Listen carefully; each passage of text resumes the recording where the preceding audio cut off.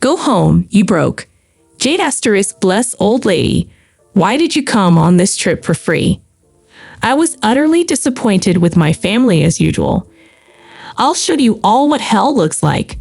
Deciding to take action against them while enjoying some alone time away from my family, my brother called me.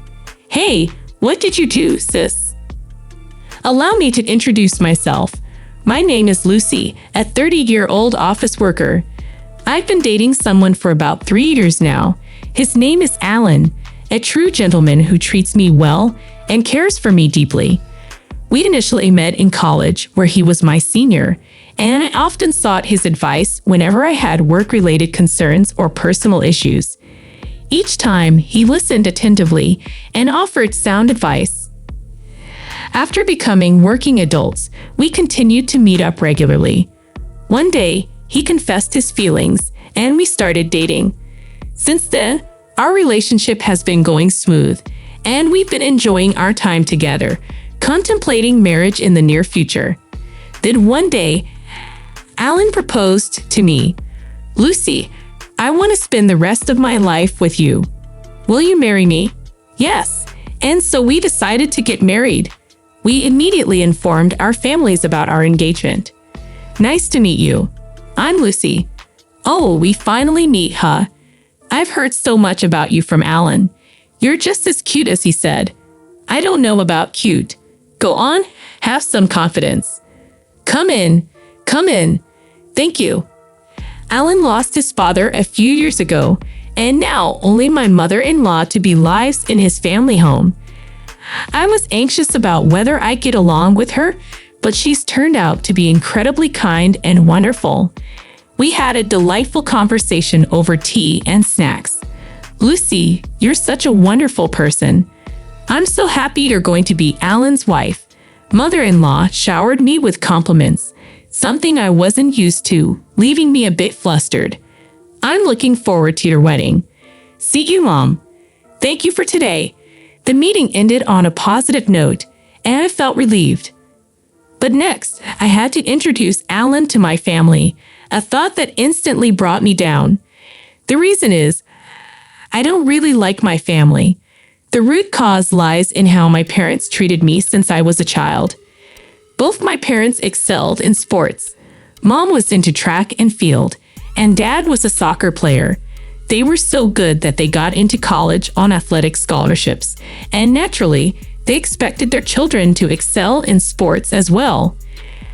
However, I didn't have the athletic ability they hoped for. My parents always wanted me to excel in something, so they had me try out various sports. I remember doing basketball, swimming, table tennis, and even figure skating. But the truth is, I was never athletically gifted. I was average at best, and that wasn't sufficient to gain acknowledgement from my parents. They were clearly frustrated. Then my brother Kyle was born. With high hopes for a boy, they also immersed him into sports. Turns out, Kyle had a knack for soccer. When the local youth coach identified his talent, my parents were thrilled and shifted all their attention to Kyle. Kyle is truly a genius. Our child is definitely something special. Their words implied that I was the exact opposite, a disappointment. They favored Kyle in everything and acted like I didn't matter. Even as I grew older into middle and high school, they never paid me any attention. I focused on my studies and excelled, but they dismissed my efforts, saying being good at studying is meaningless. When I wanted to go to college, they told me they couldn't afford it, so I used scholarships to get by. Meanwhile, Kyle continued to excel in soccer and even got into high school on a soccer scholarship. My parents were ecstatic. He's definitely going pro. We can do anything for Kyle. Growing up, so adored, Kyle started to look down on me. Lucy, you're such a loser and a jinx. Even Mom and Dad don't like you. If you aren't here, they could invest more in me. You're such a burden. Kyle would often insult me like this, and my parents never corrected him. You really are a burden. Wasting money on you is what they mean by unnecessary expenses. Hearing this from my own family crushed my self-esteem. I managed to get into a decent college and landed a job at a well-paying company, but my self-worth remained low, and my achievements were always overshadowed by Kyle's successes. He got into college on another soccer scholarship, and my parents were even prouder than ever. By then, I was already working and struggling to pay back my student loans. Kyle was still living at home, showered with love, attending college, and playing soccer. But the path to becoming a pro wasn't easy. In the end, Kyle couldn't go pro and had to find a job. Still, my parents were proud, and Kyle continued to live happily at home. Every Christmas, when relatives gathered, my parents forced me to attend. They introduced me as their disappointing daughter and Kyle as their pride and joy. But Lucy is doing well and has a stable job, even when relatives said that my parents would brush it off. Seeing this, I was always disheartened. At some point, I stopped participating in Christmas gatherings. I ceased attending family gatherings and felt apprehensive about introducing them to my fiancé Allan. Despite being aware of my family's attitude, Allan still desired a family meeting. After years of hesitation, I made the decision to return home. I called Mom to share the news, but her response lacked warmth or inquiry about how I was doing. It was disheartening, considering it was my first contact with her in several years. I'm getting married, and my fiancé wants to meet the family. Can we arrange that? I asked tentatively. Why should we go through such trouble? Just get married on your own, Mom replied coldly. Her response left me disappointed. Then I heard Kyle's voice in the background. Mom, who are you talking to? It's Lucy. She wants to have a family meeting because she's getting married. Mom explained. Really? Sounds fun. I want to see how lame her guy is. Let's invite them. Kyle chimed in. If Kyle says so, then fine, Mom relented. All right, you can come for the meeting. Feeling a mix of emotions after overhearing their conversation, I decided to visit my family on my next day off. Allan warned me to be prepared for the possibility of them treating us poorly. Yeah, I get it. But if that phone call was any indication, you've got quite the family, huh? Allan remarked. This isn't a joke. I've had a tough time with them. Sorry, but if we're getting married, I want to meet your family. We'll make it quick and leave, okay? I replied, and so we drove to my family home. No one answered the doorbell, so I used my key to let us in. As we entered the living room, I saw my family sitting on the sofa. I was surprised to see an unfamiliar young woman there, but I decided to proceed with introductions. Hi, everyone. It's been a while. This is my fiancé, Allan, I said, introducing him. My family's reactions were unexpected. Wow, I thought Lucy would bring home some boring, unattractive guy, but you're actually decent. Kyle commented rudely, causing even Allan to chuckle awkwardly. Kyle, who's that woman next to you? Your girlfriend? I inquired, annoyed that Kyle had brought an unrelated woman to a family meeting we had scheduled in advance. She's my wife, Mia. We've been living here since we got married. Kyle responded nonchalantly, while Mom looked annoyed at my reaction. You're so nosy. It's none of your business if Kyle got married. Mom snapped. I was stunned to learn that Kyle had gotten married without informing me. Frozen in disbelief, I absorbed this shocking news until Dad addressed Allan. I'm not interested, but what do you do for a living? You're marrying Lucy, so it can't be anything impressive, but let's hear it, Dad remarked, pulling me back to reality with his words. Couldn't allow them to belittle my fiancé. Clenching my fists in anger, Allan gently restrained me. I apologized for the rudeness. Here's my card. Allan handed his business card to Dad, who had initially looked dismissive but then widened his eyes. You're a lawyer, Dad exclaimed. Mom, Kyle, and Maya were also surprised. Wow, this is amazing. Elizabeth, get some tea for our guest, right? I'm on it. Wow, a real lawyer. So cool. The attitude of my family changed instantly. Lucy's fiancé would be a lawyer. You should have told us sooner, Mom said, her tone full of enthusiasm. Is your salary really high? Buy me a designer bag for my birthday. Maya's audacity was surprising, especially considering it was her first meeting with Allan. Allan responded with a wry smile. You can't say such things to my fiancé. Even though it's our first time meeting each other, we're going to be family. So let's get along, he replied calmly. At a meeting between both families, my parents and Kyle's family were very active participants. Even my mother-in-law seemed a bit taken aback by their enthusiasm. After the meeting, I apologized to my mother-in-law, but she had already heard from Allan. Don't worry about it, she said with a smile, which relieved me. My mother-in-law was genuinely a good person. 2 months later, Allan and I got married. My family, who had always been indifferent to me, all attended. After the wedding, they started contacting us frequently. Why don't you two join us for dinner sometime?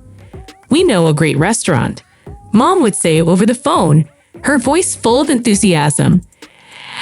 I suspected they were after Allan's money since he was a lawyer, but I wasn't falling for that. We're a bit busy, so we can't make it right now. We'll let you know when we can, I replied cautiously. All right, we'll be waiting. We're free anytime, Mom said, her voice full of enthusiasm. I was thoroughly disgusted by their lack of genuine care for me. It was clear they only wanted to exploit my marriage to a wealthy man. After not contacting them for a while, Mom called again a few months later. When are you going to join us for dinner, Lucy? She asked in a cloying voice. Sorry, we're a bit busy, I replied, ready to hang up. But then Mom continued, we're planning to celebrate Mom's half-century birthday. Your father and I did raise you through high school, you know. It wouldn't hurt to show some gratitude. I could sense her growing impatience for us to treat her well. But she had a point. I had paid my own way through college that my parents had supported me until then. Maybe it was time to show some gratitude. As Mom turned 50, she invited us to join the celebration. All right, we'll join the celebration, I agreed reluctantly. Really? We're planning a family trip, so come along, Mom exclaimed with excitement. A family vacation, huh? I wasn't thrilled about it, but then I thought it could be a chance to spend some quality time alone with Allan. When I mentioned it to Allan, he agreed, so we decided to join the family trip. When I told Mom, she was ecstatic. Could you handle the reservations? I'll send you a bunch of URLs for hotels and plans, she said eagerly. Reluctantly, I checked them out. They were all for luxury hotels and high-end restaurants. How extravagant does she plan to be? I was annoyed by my family's endless demands, but figured this might be a one-time thing, so I went ahead with the bookings. When I called to say the reservations were complete, Mom was overjoyed. I can't wait. Thank you, she exclaimed. Finally, the day of our half-century family vacation arrived. We planned a trip to Florida. We boarded the plane, and everyone seemed excited. Both my parents and Kyle's family seemed to be having a lot of fun. Upon landing, Allan and I told the family we'd go our separate ways. They tried to get us to shop for souvenirs with them, but we dodged that bullet and went off on our own. We agreed to meet up for dinner at the high-end restaurant we had booked. Time flew by as Allan and I enjoyed seeing the sights, and then we arrived at the restaurant, where our parents and Kyle's family were already waiting. You're late. Well, we still have 10 minutes until our reservation, Mom said suddenly. Mom and the others changed their tone. We weren't talking to you. Well, we have business with Allan, not you. Thank you for covering the cost of this fancy dinner and hotel stay, they remarked. Allan was confused, and Kyle and the others turned to me. You're done here, Lucy. You don't deserve any of this, "You parasite," they shouted. "What are you talking about?" I asked in confusion. "Go home, you just loser. What's your deal coming on this trip for free?" Their words stung deeply. I was utterly disgusted by my family's behavior. It became evident that they intended to exclude me from the start.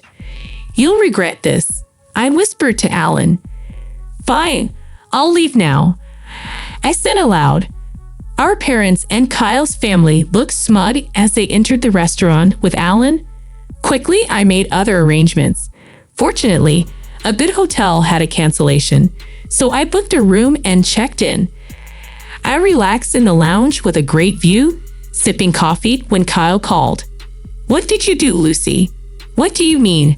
Allan's gone," he interrogated. "I have no idea," I replied calmly. "He's usually clueless but sharp when it matters." "Sure, but it's no big deal." I told him I'm staying at another hotel, so he should join me, I suggested. "You're kidding." Allan left before the food arrived and never came back. "We had to pay the bill," Kyle exclaimed. "Well, it's Mom's special celebration, isn't it?" I retorted. "Shut up. You'll get the bill later," Kyle snapped before hanging up. Soon after, Allan arrived at my hotel, grinning. "Did it work? Were they mad?" he asked eagerly. "Yeah, they were furious. They're hopeless. You were going to pay for everything, and they still acted like that," I explained, watching as even Allan was dumbfounded by their behavior. We shook it off and enjoyed a meal at the hotel's upscale restaurant. Returning to our room, we relaxed and woke up refreshed the next morning. We got up and enjoyed some sightseeing. We didn't want to fly back at the same time as our parents, so we changed our flight to an earlier one. While waiting for our flight, Mom called, furious. "Hello, what's up? I thought you didn't need me for anything," I answered. "What's the meaning of this? Why is the hotel bill due at checkout? That's not how I made the reservation." "Don't joke around. We can't afford $1,000 per person.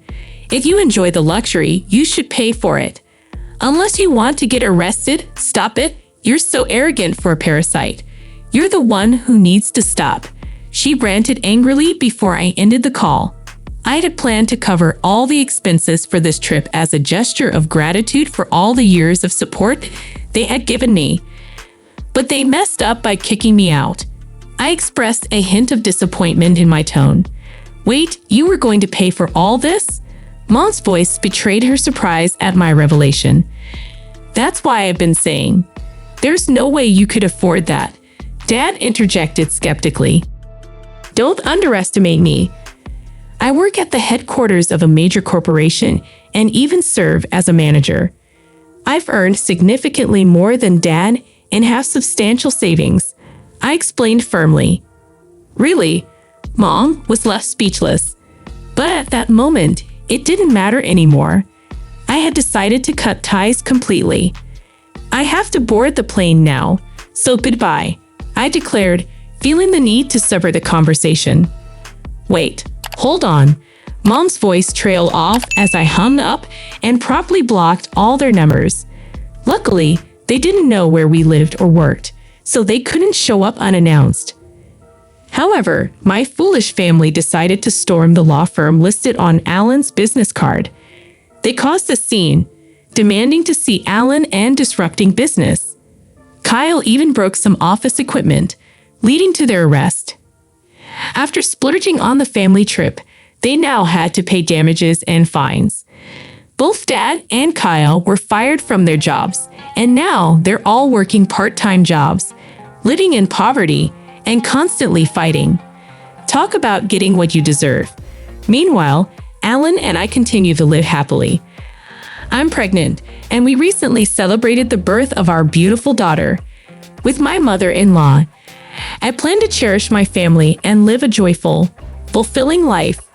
We relish the simple joys of everyday life, cherishing each moment with our daughter and fostering a home filled with love and laughter. Our bond grows stronger with each passing day, built on mutual respect, understanding, and unwavering support. As for my family, their absence is felt but not mourned. We have chosen to surround ourselves with positivity and cut ties with toxic influences.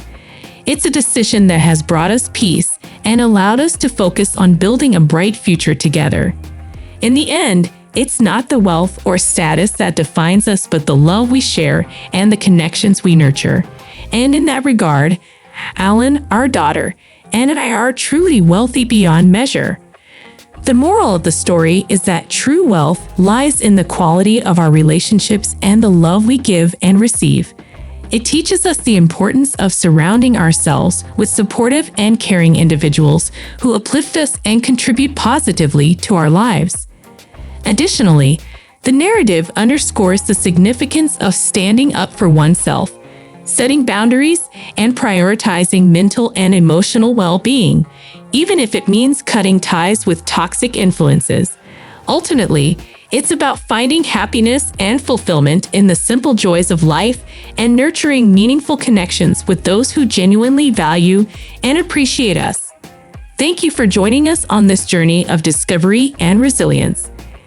In a world where family dynamics can often be complex and challenging, it's essential to remember that our happiness is not defined by blood ties alone. We hope this story has inspired you to embrace the love and support that truly uplifts your spirit, whether it comes from blood relatives or chosen family. If you enjoyed this video, don't forget to like, share, and subscribe for more uplifting stories and insightful content. Remember, you are worthy of love, respect, and happiness, no matter your circumstances. Until next time, stay strong, stay true to yourself, and keep spreading kindness wherever you go. Take care and see you in the next video.